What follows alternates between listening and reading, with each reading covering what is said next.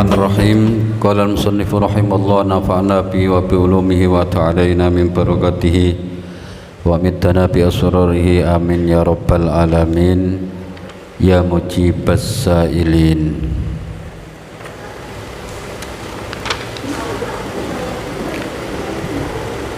Man athbata li nafsihi tawadu'an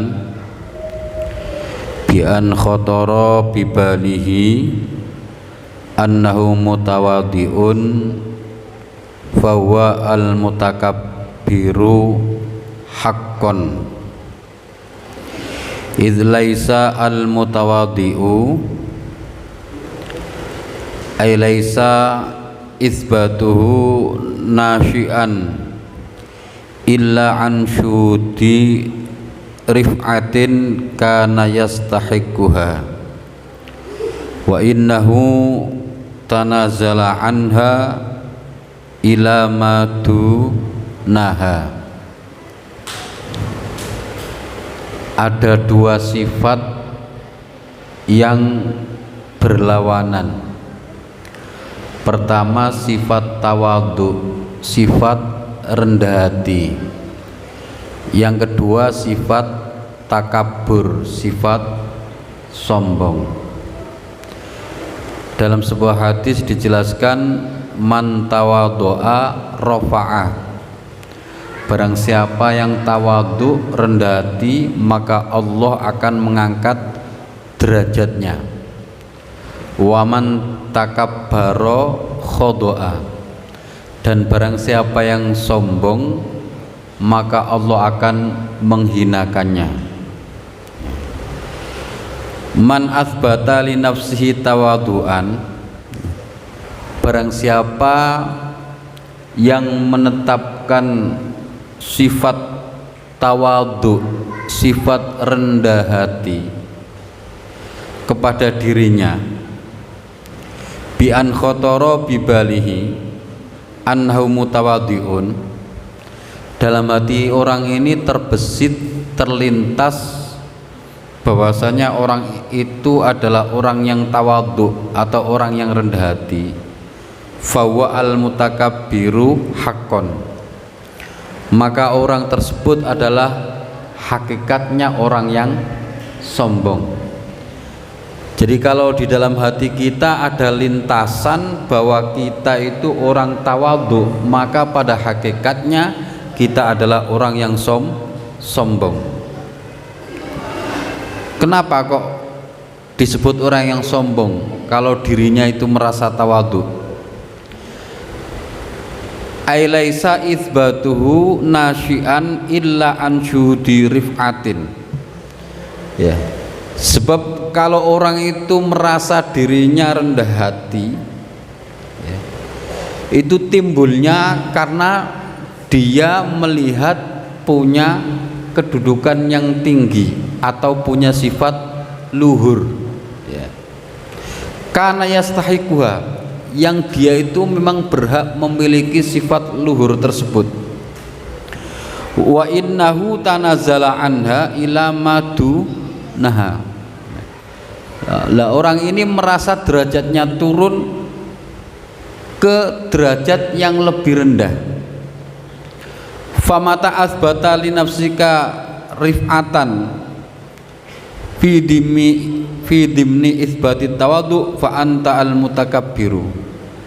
Jadi kapan saja kalau kamu menetapkan di dalam dirimu sifat luhur, ya, maka kamu adalah orang yang sombong secara hakikat, ya. Wala yantafi angka at-takabburu illa biwujudid di'afi hakikatan bi alla taro li nafsika martabatan wala qimatan. Kesombongan ini tidak akan hilang dari diri kita kecuali kita mempunyai sifat apa? Rendah, sifat lemah. Artinya kita tidak menganggap diri kita sama sekali. Diri kita itu tidak bernilai. Diri kita ini tidak berharga. Bi alla taron li nafsika martabatan wala qimatan. Ada istilah kita hanyalah, bukan kita adalah. Kita hanyalah, bukan kita adalah. Paham no tereng? Belum. Saya ulangi lagi, ada dua sifat. Pertama, sifat tawadhu, sifat rendah hati. Sifat rendah hati itu sifat yang dicintai oleh Allah. Yang kedua, sifat sombong, sifat yang dibenci oleh Allah. Orang yang tawadhu itu derajatnya akan diangkat oleh Allah. Orang yang merasa dirinya itu hina, dina, derajatnya akan diangkat oleh Allah. Tetapi orang yang kumoluhur, orang yang adigung adiguna, orang yang sombong, itu akan dijatuhkan martabatnya oleh Allah. Nah, kalau ada seseorang di dalam hatinya terlintas bahwa dia adalah orang tawadhu atau orang yang rendah hati, maka pada hakikatnya orang tersebut adalah orang yang sombong. Jadi kalau diri kita itu merasa kita ini rendah hati, maka pada hakikatnya kita adalah orang yang sombong. Bahwa al-mutakabbiru haqqan. Kenapa kalau kita merasa rendah hati kok justru dikatakan orang yang sombong? Sebab tidak mungkin kita itu merasa rendah kalau kita itu tidak mempunyai sifat yang tinggi atau luhur.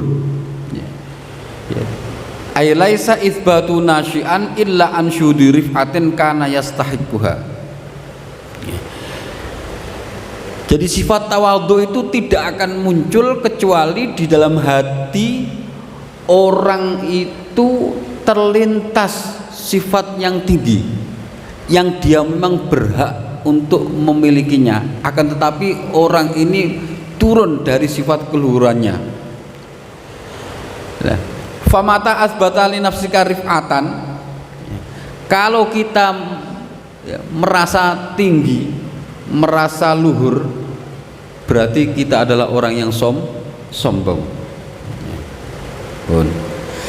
Dan kesombongan ini tidak bisa hilang kecuali kita ini merasa hina, merasa rendah, merasa tidak berharga, tidak bernilai sama sekali. Makanya ajaran Gusmi, ciri pengamal dzikrul ghafilin yang sukses adalah tidak merasa dirinya itu suci dari yang lain. Jadi tidak sok suci, justru merasa dirinya adalah seorang hamba yang hina dina, tidak berharga. Gusmi itu menyatakan aku ini adalah najis, sampai seperti itu. Kalau pengamal dzikrul ghafilin kok merasa lebih baik dari orang lain, berarti dia belum berhasil di dalam mengamalkan ajaran Gusmi. Sebab Gusmi itu menempatkan dirinya di telapak kaki, saking merasa rendah di hadapan Allah Subhanahu wa ta'ala.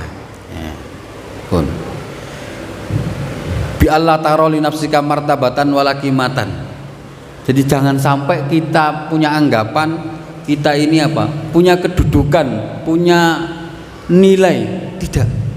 Di hadapan Allah itu kita seorang hamba yang lemah, hamba yang tidak berdaya, hamba yang hina, hamba yang dina, hamba yang berlumuran dengan dosa.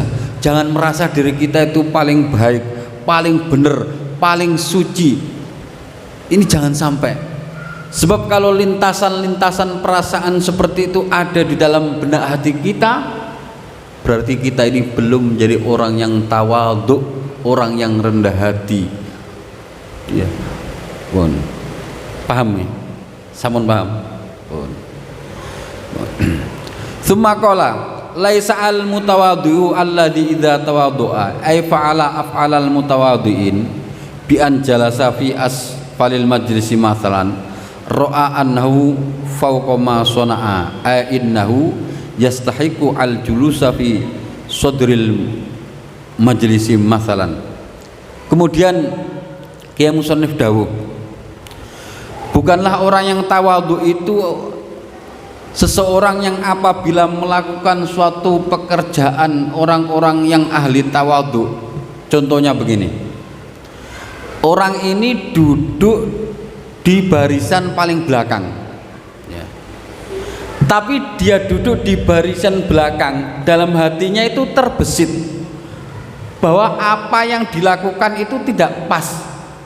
Mestinya saya itu duduk di depan. Berarti orang yang seperti ini belum bisa disebut sebagai orang yang tawadhu, orang yang rendah hati. Karena apa yang dia lakukan itu dia anggap melebihi apa yang dia perbuat. Contoh begini, Pak. Ya. Ustadz Sholahuddin ini orang terhormat, ya. Duduknya paling belakang, ngambil posisi paling belakang.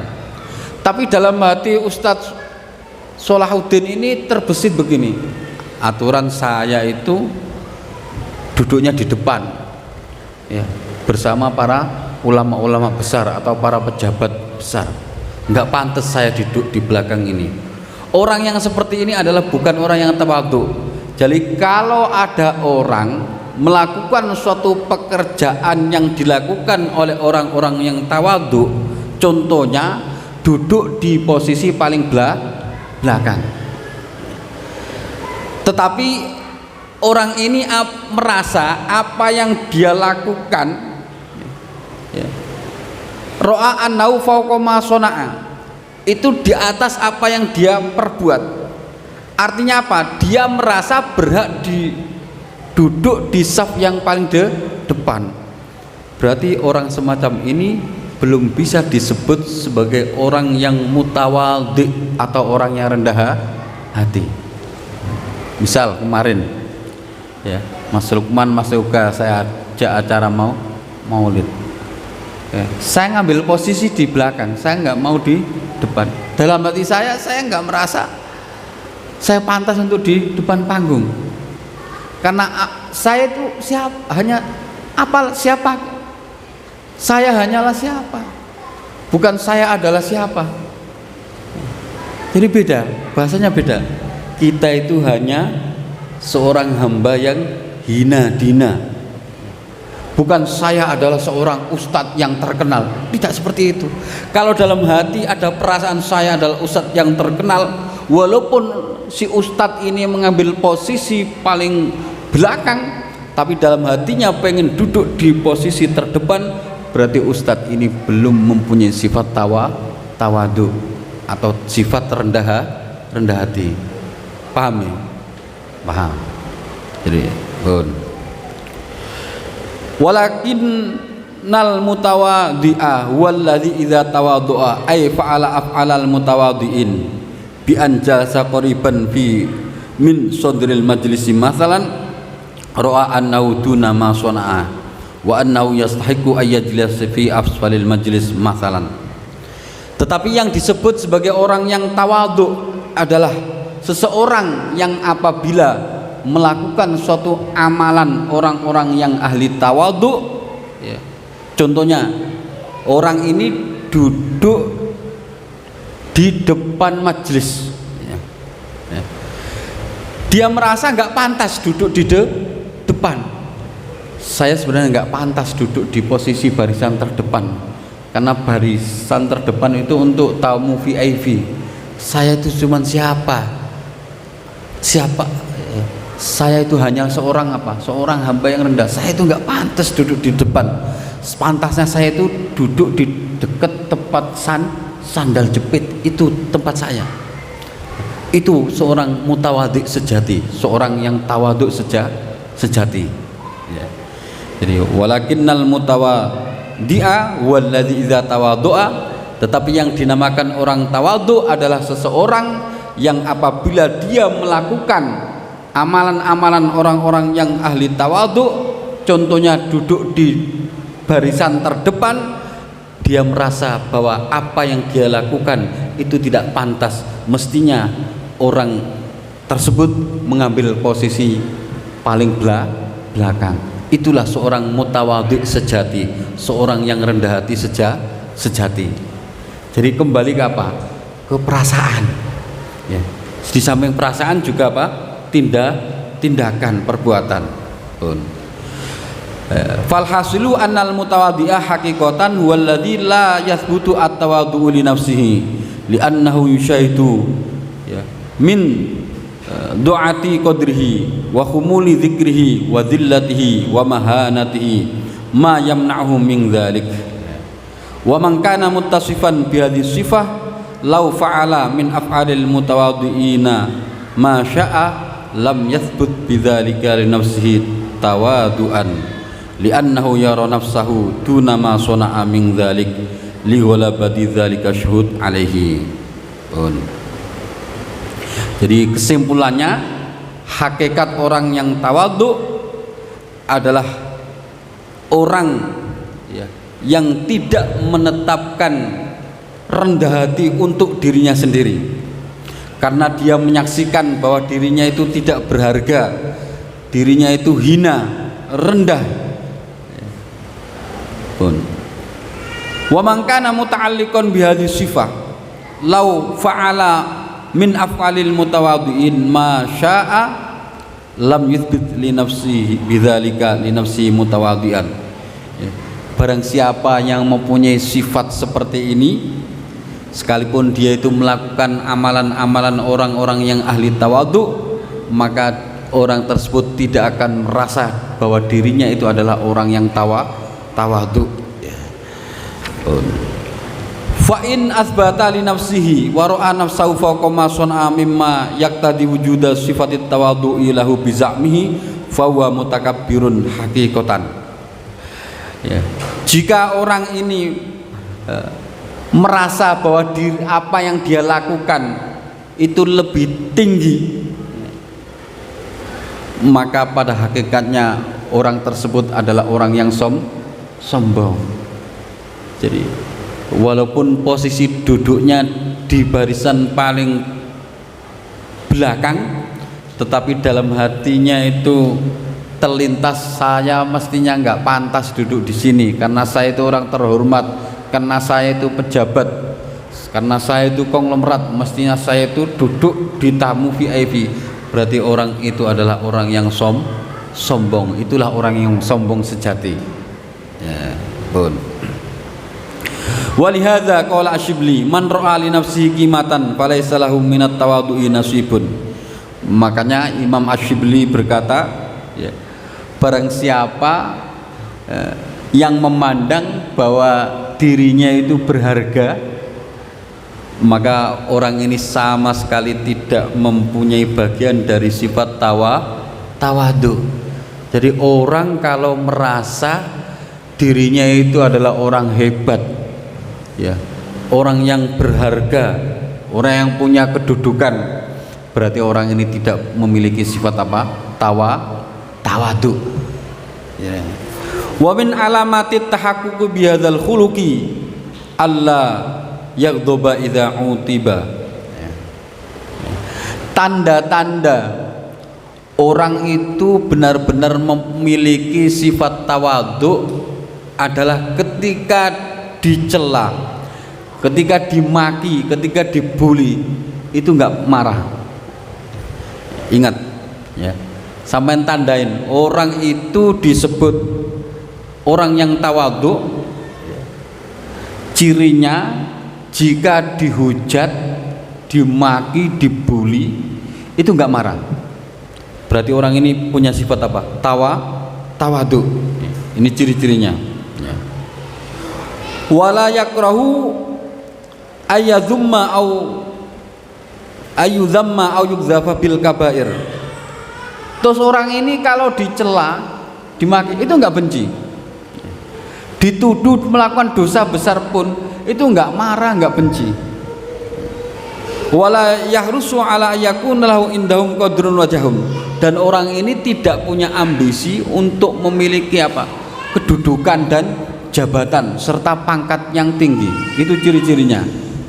Jadi ciri-ciri orang tawadhu, satu ya, dia enggak punya rasa marah di saat dibully, di saat dicela. Yang pertama itu, orang ini saya katain tapi enggak marah, enggak emosi, berarti ini orang tawadhu ya, yang pertama.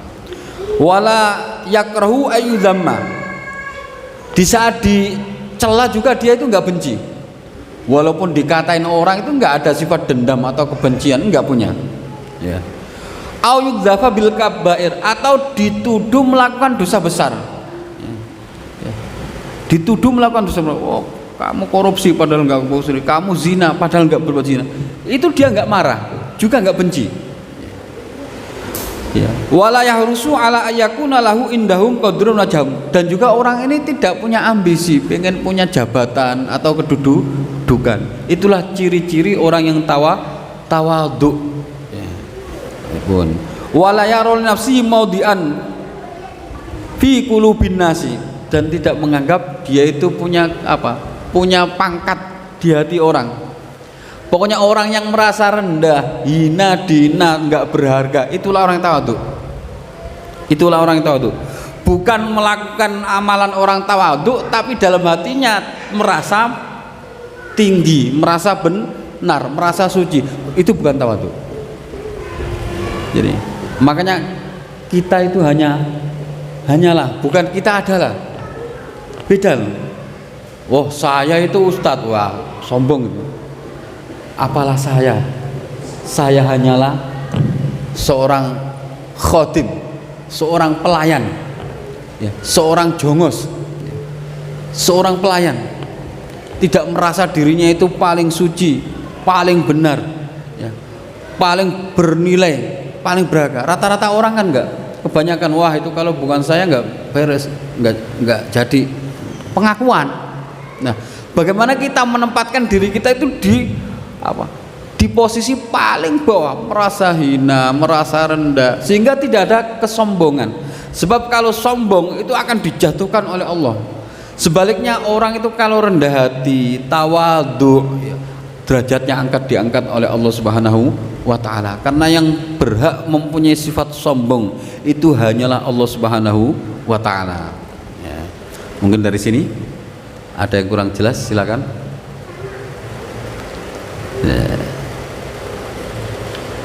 Paham belum? Paham ya.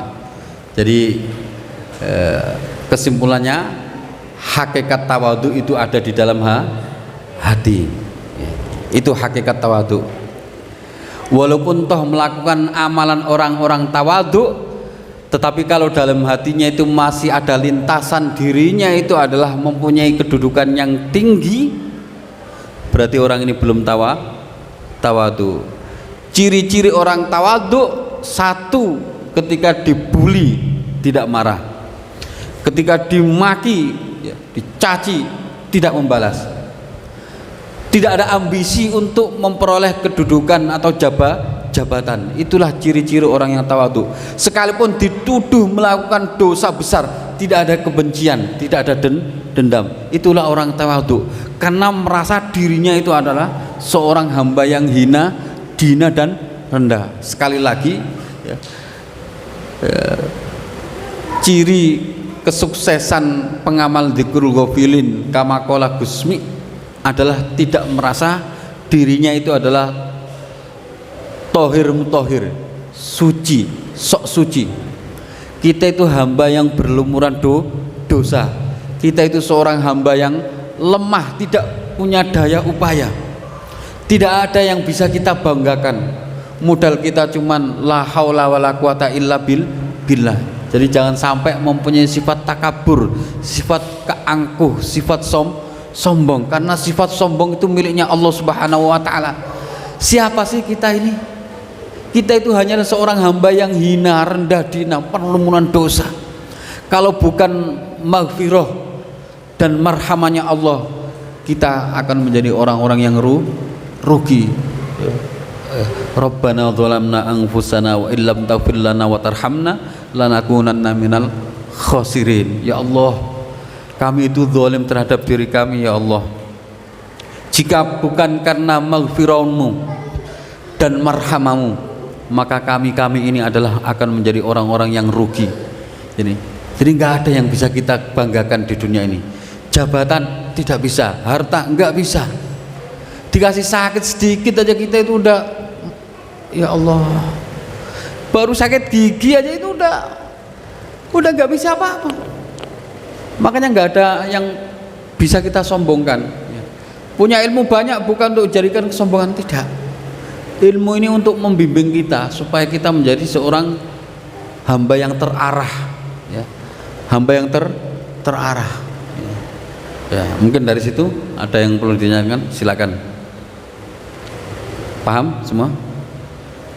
Paham ya? Pun, ya. Silakan.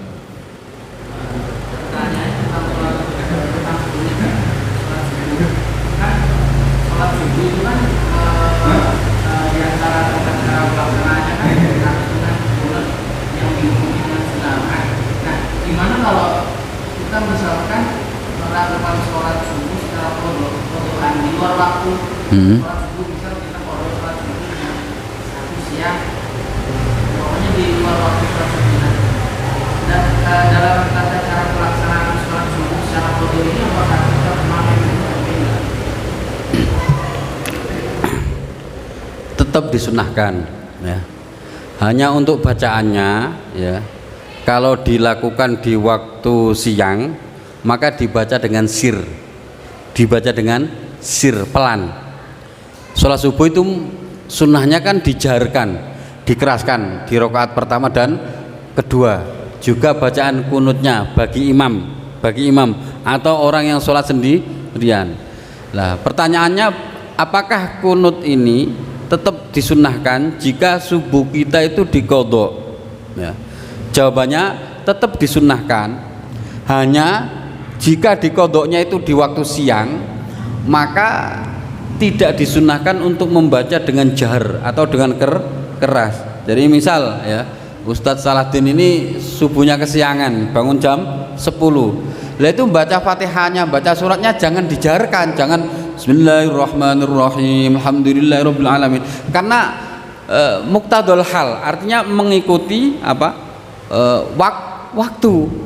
Namanya sholat dilakukan di siang, walaupun aslinya itu malam, tapi kalau diqadhanya itu di waktu siang, maka tidak disunahkan untuk dibaca dengan jahar atau keras, ya. Subuh tapi jam 10, bacanya jangan keras.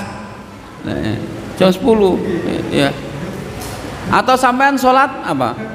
Sampean qadha isya gitu, tapi di siang hari atau dibalik, ya, qadha zuhur di malam hari. Lah itu ngikutin waktu. Jadi sampean kalau qadha zuhur, ya, kok malam hari, sunahnya jahar. Mestinya kalau zuhur itu kan dibacanya lirih, tapi kalau sampean qadhanya itu malam, disunahkan tuh dibaca jahar. Ya, dibaca keras. Jadi bacaan kunut tetap disunahkan, hanya cara membacanya itu dibaca dengan pelan, ya, dibaca dengan lirih. Kira itu. Ya, silakan, ada lagi, masih ada waktu 8 menit. Cukup? Nggak ada? Ada yang mau tanyakan? Nah, cukup ya. Bismillahirrahmanirrahim.